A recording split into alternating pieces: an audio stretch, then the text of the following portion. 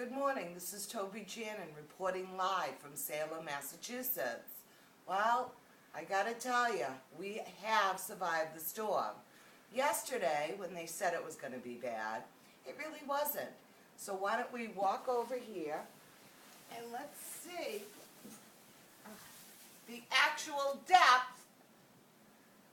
Well, it's definitely not a knuckle or a fist. For me, it's a body. So we're going to be digging out here in Salem for an awfully long time. But I got my coffee, I got my family, and we got a snowblower.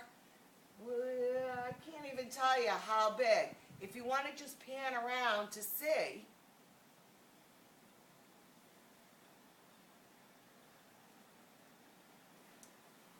Basically, all I know is that for the next couple hours, it's really going to be crummy. This is Toby Channen reporting live from Salem, Massachusetts. Don't you just love the winter?